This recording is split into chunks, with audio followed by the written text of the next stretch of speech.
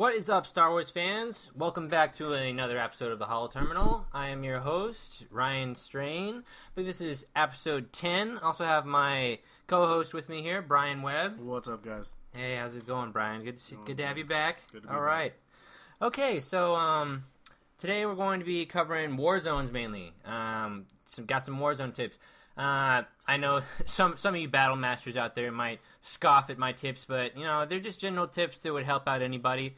So we're gonna start talking about that in a little while. But as for right now, Ilum still sucks. Yeah. As you can see, it's a real fiesta there. You get to stand in one spot while the Imperials stand outside of your gate and always outnumber you, and then you get about one kill every 5 minutes.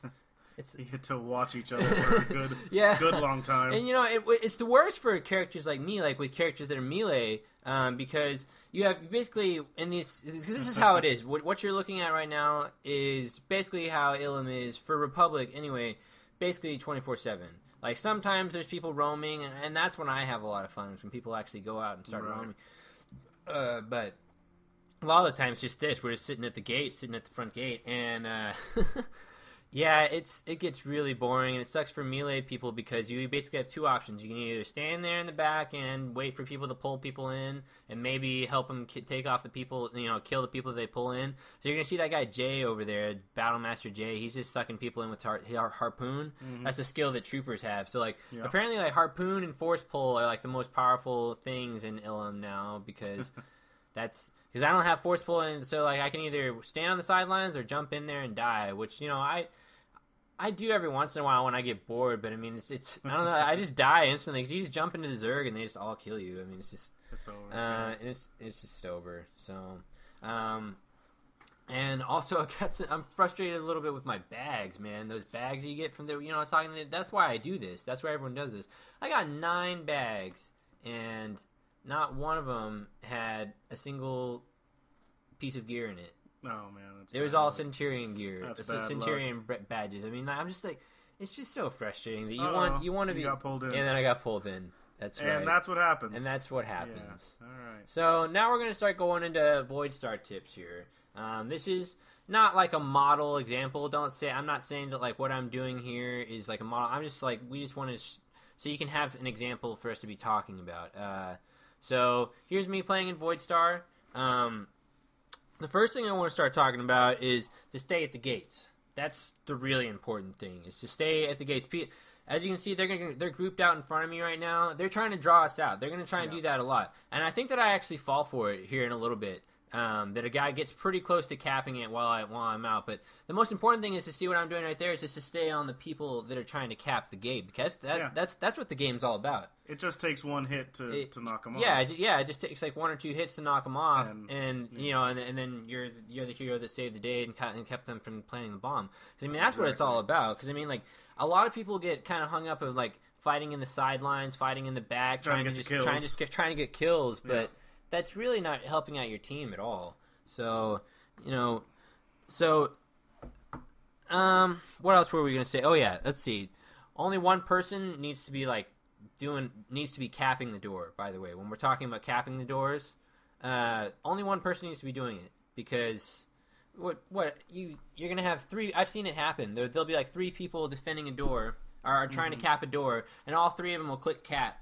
And then someone comes up and just does an AoE on them and interrupts them all. But if one person had been capping the door and the other 2 people had been defending and been CCing that person, they could have totally had it. So I mean that's something you want to definitely keep in mind. Only one person needs to be capping it. And while we're talking about that, about how many people need to be in a certain area, that's something that's going to count for all war zones, not just Void Star. You want to always be pulling up your map and looking at, okay, well if I'm here, how many people are over here? You just want to be like, for me, if you need to rebind M to be something closer, I'm able to press. My pointer finger just goes straight to it. But if you need to bind to something that's easier for you to press, but you should just pop up your map and then pop it back down, and you can go into the options and make the map really like how you can turn down how it how it goes. It fades out when you move, right? The map fades out when you move. You can make that option be even more so. So if you're afraid of it getting in your way, like just when you move, it'll get right out of your way, so it shouldn't be a problem.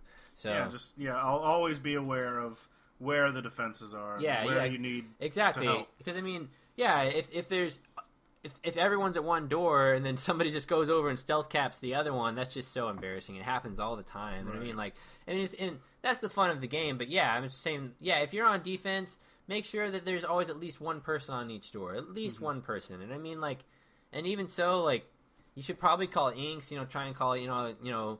There's someone in general chat there saying that he's going to go help Wes. Whatever. You should always try and communicate with your team just a little bit. Just try and get used to typing quick little things. I know it's kind of hard to type and be doing all that stuff all at the same time. While you're fighting, but you just gotta find a way to just stop and type a quick little thing sometimes, because it is really helpful. It's not so much for VoidStar. We'll be getting to that a little bit more with the Civil War, Alderaan stuff. But yeah, I mean. Really, what it is you in a lot of these is you just need to be staying on focus.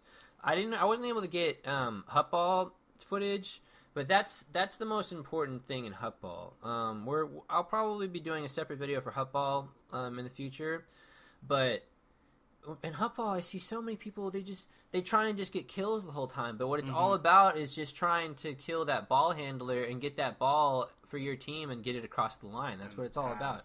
And pass. And pass, yeah. Passing is awesome. If you don't know how to pass yet, just try and practice it a little bit. It's because you have to press the ability, and then it's kind of like the AoEs where you have to select where you want to throw it and then press it and then click and then you'll throw it. Right. And it's really great for those situations where in Hutball there's going to be those pits on the sides. You're going to get knocked down into those pits, and then if you have another player that's on your side that goes into the end zone, you can throw it right up to them and he can run it into the end zone. I've done it dozens of times. It works like a charm. It's just you got to pass. You got to learn how to pass and go after the ball handler and stop trying to just get those kills. And that's going to be a lot when we start going into Alderaan. So now we're going to start talking about Alderaan here. This is me in a Alderaan Civil War. Basically, what I'm doing here is that something that's really important on all of the maps, but more so for Hutball and for Alderaan. You need to know the structure of the maps and how and where everything is and where to go. There's going to be charge ups. Right now I'm passing one. I knew that it wasn't there because I couldn't see the glow, but I look around behind me and it's summoned just as I was passing by. That one will give you a speed boost.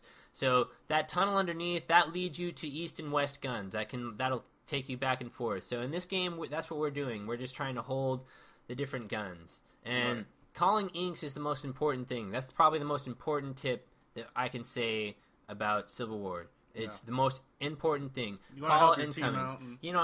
Just call incomings. Because I mean, if you're standing there and there's only two people and you see that everyone else is on another gun, and you see this. If you see 2, 3 people, it doesn't matter how many people are coming. Just announce it. Say one incoming west, 2 incoming west, 3 incoming, whatever. Just announce it, because if you do that, that's what allows players like me and everyone else, which should be, if they're good, you should always leave at least 1 or 2 people on the guns, or on the nodes, I'll be getting in more into the importance about fighting around the nodes in a second. But that allows players like me. So as you can see in general chat, someone said that there's incoming west. I'm like, okay, I'm gonna run over to west really fast and help him out over there. And that's what you got to be doing. You got to stay mobile. You completely ignored that one.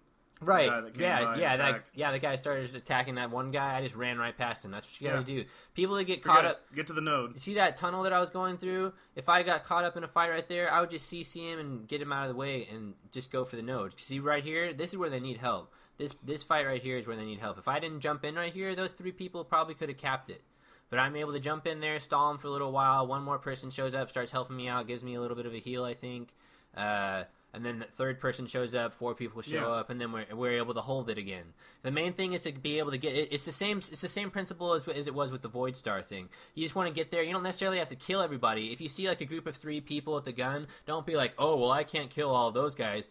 fuck that, I'm just going to run over to the other gun and try and help all the people in the middle. Don't do that. What you want to do is, if you see that one of your things is endangered, run up there and try and just do as much AoE damage as you possibly can, and hope that people are going to come. Call, you know, and that's when you type incoming or help or whatever, you know, if someone hasn't already, you know, put it in there. So, and another thing that I want to start getting into is, you want to always fight on the nodes. Like, you want to always be fighting on the nodes, because that's it. People are going to draw you out. See, right now, just like this, what I'm doing right now. You shouldn't be doing this. Don't do this very, very much, unless you know that your area is absolutely secure and you're just really bored and you're on defense and you know that you can go and kill that guy really fast, and you know that, you know. But even so, man, you better be careful. See, I just picked up that boost. Yeah, I know where your boosts are. There's damage boosts on the sides of the guns. Okay, so here I am, like, you know, okay, I just popped right out of that guy's CC, running up, just like ignoring everybody behind me, just running up to the gun, run up to the node. That's where you want to fight. You don't want to fight out on the sidelines. You want to fight up there on the nodes. So, you know, that's the two most important things, is to call incomings and keep those guys off the node, because if they take the node, well, you know, that's the whole point of the game. I mean, I know it's fun to be like the guy with the top kills, and all that stuff, but that's really shouldn't be your focus. Your focus should be trying to get the wins, because teamwork. I mean, especially if you're 50, because as you can see on my right side of, you know, with my quest, you're trying to get those dailies done, man, and it's all about this. It's all about teamwork and trying to actually achieve the game. Like, that's one of the things. That was my biggest noob mistake. If I want to talk about a noob mistakes for PvP, it's that people get in there, they just go for the kills. They're like, oh, this is so fun, I just want to kill people. I don't really know exactly what I'm supposed to do here, but yeah, I just want to kill people. But you know, and it's not like, and when you start to understand the way the game works, it's a lot more fun that way too, because you feel like you're really part of like a team that's trying to accomplish something. It's more like a game that, like, instead of just Counter-Strike where you're just trying to go in there. Well, I guess you're trying to achieve things in Counter-Strike too. That's a bad example, but you know, it's not just, you know, gladiators deathmatch. Yeah, you know, so there's a lot more. There's a little bit more of it too. I got these, you know, capturing the points and stuff. So, again, just to recap on everything, you know, we've already said it. You know, to concentrate on nodes, concentrate on the doors, and try not to let people draw you out. So, next we're just gonna cover a little bit of other news, general stuff. As you can see, they've been talking about the founders title, so you can get your founders title now. So samurai helmet. Oh yeah, and I have my samurai helmet there. Didn't know. It's just great. It's awesome. Yeah, Oren Lethos founder. There we go. Yeah, founder title. Yeah. I didn't know that samurais were around in Jedi times either. I don't know, but you know, whatever. And another thing that you should check out if you haven't seen it yet, it's a little bit old, but you should definitely check it out if you haven't seen it yet. It's a video that's on the main site talking about the changes that are going to be coming up in the next couple of patches. I think the next patch is going to be in March. So looks like you can really customize the UI, which I'm really looking forward to, and all that stuff. So, and here's a little bit. The anti-aliasing has finally been implemented. Sorry, implemented. So if you look at the side of the building there, it's all choppy. It looks all like squared, especially if you have this on high resolution. We try and give these videos in high resolution for you. So I'm going to turn it off. You know, you're going to be able to see the contrast here in just a second. And it doesn't work for the shadows though. As you'll see, it's not going to work for the shadows. The shadows are still blocking. You know, so I don't know. I was a little disappointed about that. That, you know, the shadows are still blocking. Everything does look. Yeah, but everything does look a lot cleaner. What it's mainly going to do is it's gonna take out the staircase. You know, the staircase effect. stuff, the staircase effect. So this is anti-aliasing turned on. If you look at the side of the building now, it's a lot cleaner looking. Everything just looks a lot better. So, yeah. So new stuff they implemented, which is nice. Yeah, new stuff that's finally been implemented. Oh yeah, and then patch 1.1 finally came in where my Warzone stuff's counting. So that's all we have for you this time. So thanks for watching. We'll see you next time. All right, thanks a lot, guys. Oh my, this here Anakin guy. Maybe Vader someday later, now he's just a small fry. And he left his home and kissed his mommy goodbye, saying soon I'm gonna be a Jedi.